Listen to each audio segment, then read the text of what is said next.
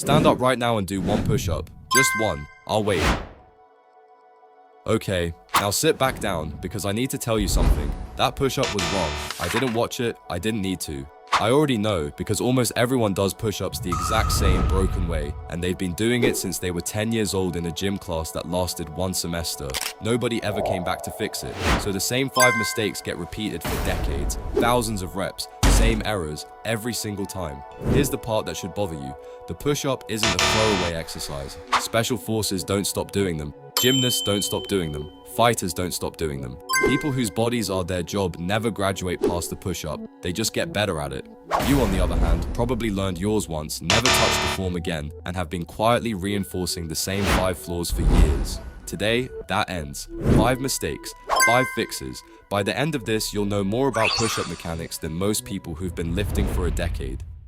Start with the one doing the most damage. Watch most people's push-up from above and their arms form a T, straight out to the sides, elbows flared. It feels strong, it feels stable. It's actually grinding your shoulder joint every time you do it. At that angle, the top of your arm bone jams into the front of your shoulder socket on every single rep. That's not just discomfort, that's tendon getting pinched between bone over and over thousands of times a year. It doesn't hurt at first, it just adds up quietly until one day the shoulder starts complaining for no obvious reason. The fix costs you nothing and takes 1 second to learn. Bring your elbows down to roughly a 45-degree angle from your body. From above, you want to look like an arrow, not a T. That's the whole cue. Arrow, not T. And here's the part nobody tells you. This isn't just safer, it's stronger. You'll get more chest activation and more reps out of the exact same effort. There's no trade-off here. You were just never shown it. This next one is the reason your chest looks the same no matter how many push-ups you rack up. Watch anyone do a push-up and you'll notice their arms move, their body moves up and down, and their shoulder blades don't move at all. They're frozen the entire time. That's the problem. Your chest muscle needs your shoulder blades to slide forward to fully contract. If they stay locked in place, your chest never finishes the movement. Every rep is a partial rep.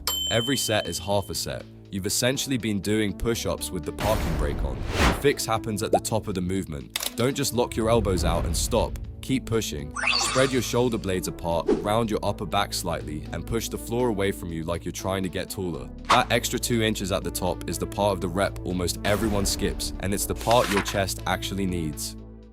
There's a problem stealing strength from every set you do, and it doesn't even look like a form issue at first glance. Most people's push-up position is soft through the middle, hips sagging, lower back dipping, core just hanging there like a hammock strung between the shoulders and the toes. That soft midsection is an energy leak, and it's a bigger deal than it looks. When your core is loose, the force you're generating leaks out through your midsection instead of transferring into the floor. You end up pushing against something closer to a wet noodle than a steel beam. Your body wastes energy just trying to hold itself together, energy that should have gone into building your chest and shoulders. The fix: before you even lower yourself, squeeze your glutes, brace your core like you're expecting to get poked in the stomach, and tuck your hips slightly under. You want the feeling of a plank that could take a hit, not a plank that's dozing off. This is where most people go wrong at a deeper level. They treat the push-up as an arm exercise. It's not. It's a full body exercise where your arms happen to be the part that moves. 2 mistakes left, and these are the ones that actually separate someone who does push-ups from someone whose body changes because of them. Here's an uncomfortable truth. Being able to do 50 push-ups means almost nothing on its own. Watch how most people do that many. Each rep takes under a second, they drop with gravity, bounce off the floor, and let momentum do the work while the muscles barely engage. That's not training. That's controlled falling, 50 times in a row. This is exactly why someone can grind out huge numbers and still have a completely flat chest. Their muscles were never actually under real tension. 10 slow, controlled reps will build more muscle than 100 rushed ones every time. The fix is a tempo, and it's simple.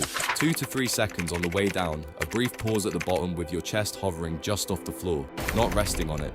Then 1 to 2 seconds back up. That's 4 to 6 seconds per rep. Stop chasing numbers. Your muscles don't count reps. They respond to time under tension. Pick the version that actually builds something instead of the version that just feels impressive to count.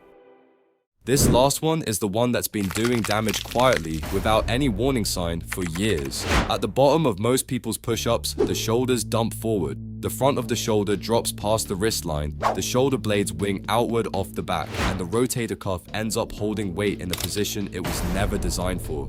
There's no sharp pain here, no obvious signal, just a slow, invisible strain, rep after rep, week after week, until eventually something in the shoulder just stops cooperating and nobody can explain why. The fix happens at the bottom of the rep. Pull your shoulder blades together and down like you're tucking them into your back pockets, right as you reach the lowest point. This keeps the joint centered and stacked properly, and as a bonus, it puts your chest muscle into a longer, more stretched position, which means more growth and less wear on the joint. Out of all 5 mistakes, this is the one that matters most. The other 4 cost you results. This one costs you the joint itself. Here's the entire fixed movement in one sequence. Hands just outside your shoulders, fingers spread, elbows at roughly 45 degrees, the arrow position. Squeeze your glutes and brace your core like a steel beam. Lower yourself over 2 to 3 seconds. As you reach the bottom, pull your shoulder blades together and down.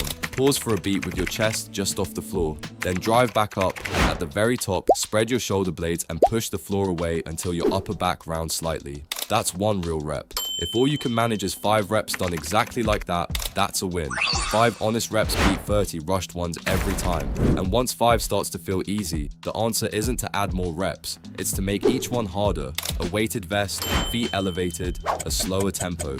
That's how the exercise keeps working for you instead of turning into a number you've memorized. The push-up was never a beginner move to get through on the way to something else. It's a skill, and it's one most people have been running past for their entire lives. Flared elbows, frozen shoulder blades, a loose core, rushed reps, and a collapsed bottom position, repeated for years without anyone ever stepping in to correct it. Here's what I want you to do next. Get down and do exactly 1 push-up, just 1, using every fix from this video at the same time. Feel what happens in your chest, your shoulders, and your core on that single rep. Then come back to the comments and tell me if it felt like the same exercise you were doing 5 minutes ago. It won't. Next time, I'm breaking down another exercise people get wrong even more often than this one. Subscribe if you don't want to miss it, and if you know someone who brags about doing 100 push-ups a day, send them this video. They need to see it.